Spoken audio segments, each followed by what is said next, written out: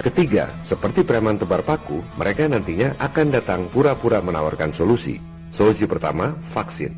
Elit global melalui kaki tangannya seperti PBB dan WHO akan menginstruksikan negara-negara untuk keluar anggaran dana penanganan virus di bawah kendali mereka. Solusi kedua, mereka akan datang pura-pura menawarkan solusi penyelamatan ekonomi. Utang-utang baru akan dikucurkan. Negara-negara di dunia makin tenggelam dengan utang-utang yang tak akan mampu dibayar. Memang itu tujuan mereka. Mereka bisa menawarkan utang miliaran dolar karena mereka bisa nyetak duit modal dengkul.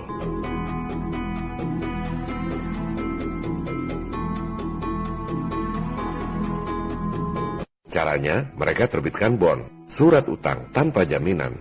The name's Bond. James Bond. Bond dibeli oleh Fed dengan bunga kecil. Fed tinggal nyetak angka-angka digital di rekening, namanya uang giral termasuk uang elektronik. Semua modal dengkul. Kemudian, kreditur seperti IMF dan lain-lain kasih pinjaman modal dengkul itu ke negara-negara yang terkena krisis, kasih bunga yang lebih tinggi. Misalnya, mereka pinjam dengan bunga 0,5%, mereka kasih kita pinjaman dengan bunga 5%. Modal dengkul dapat selisih bunga miliaran dolar. Utang kita semua akan bertambah pasca krisis corona. Begitulah cara ngeruk duit dari krisis.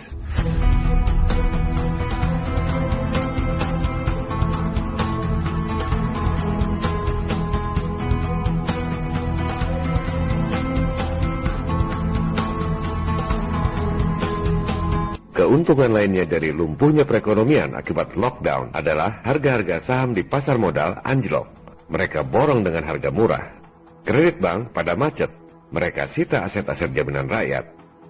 Ekonomi dunia sengaja dibuat hancur. Semua negara di dunia tak ada yang bisa bayar hutang. Nilai tukar hancur semua. Rupiah, dolar, euro, real, semuanya dibikin hancur. Lantas mereka datang lagi, pura-pura menawarkan solusi. Mata uang tunggal dunia, One World Currency, New World Order.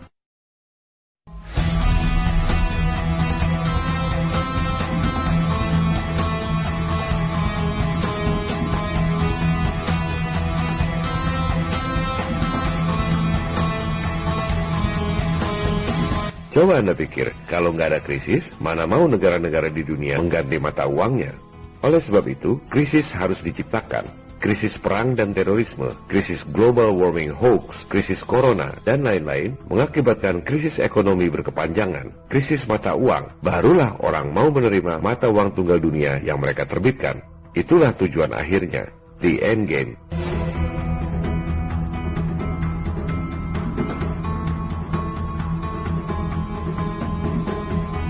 Mata uang tunggal dunia bukan dalam bentuk uang kertas atau kartu ATM, melainkan melalui chip yang ditanam di tubuh Anda.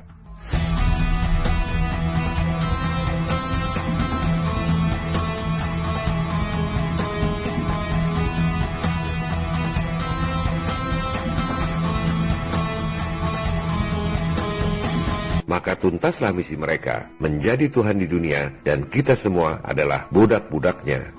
Persis seperti hewan ternak yang ditanamkan chip di tubuhnya. Jika Anda berontak, tinggal pencet tombol dan chip itu akan membunuh Anda. Sementara ini, sebelum itu semua terjadi, harap Anda waspada dengan penyebaran virus corona. Virusnya memang ada, daya sebarnya memang pesat karena modifikasi asam amino di tubuh virus. Tapi, yang tak kalah bahayanya adalah virus ketakutan, paranoia, dan histeria massa yang disebar lewat media-media massa dan medsos. Semua itu didesain agar terjadi lockdown, ekonomi lumpuh, agar rakyat dunia lemah dan tunduk pada New World Order. Padahal, menurut lembaga kesehatan resmi di Amerika, Centers for Disease Control and Prevention, disingkat CDC, tahun 2018-2019 lalu, sebelum ada virus corona, di Amerika ada 34.000 lebih orang yang mati akibat flu biasa. Di akhir Maret, di Amerika tercatat 2.200 orang mati karena corona. Itu pun belum tentu divisum. Bulan Maret, kalau dikali 4, setahun 10.000 orang. Masih di bawah tingkat kematian akibat flu biasa tahun lalu, 34.000 orang. Tapi, propaganda lockdown begitu luar biasa, supaya ekonomi Amerika lumpuh. Sebab, dalangnya memang bukan pemerintah Amerika. Dalangnya bukan Donald Trump, melainkan para elit yang mengontrol para presiden di negara-negara maju. The greatest trick the devil ever pulled was convincing the world he didn't exist. Para elit ini adalah globalis.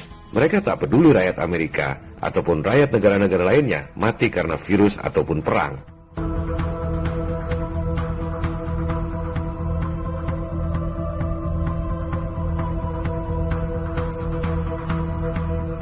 Sementara itu, perkembangan di Wuhan, tempat awal berjangkitnya virus, ketika video ini dibuat, sudah tidak ada lagi pasien baru corona. Sekitar separuh korban sembuh dengan obat-obatan tradisional Cina. Wuhan sendiri akan segera mencabut lockdown. Bahkan saat video ini dibuat, sebagian tempat di Wuhan sudah mulai dibuka. Di sisi lain, seorang pemenang hadiah Nobel dari Departemen Biofisika Stanford menganalisa perkembangan virus corona di seluruh dunia dan mengatakan bahwa penanggulangan virus corona akan lebih cepat dari perkiraan orang. Yang diperlukan adalah penanggulangan panik dan paranoia kita sendiri. Kita akan baik-baik saja, katanya.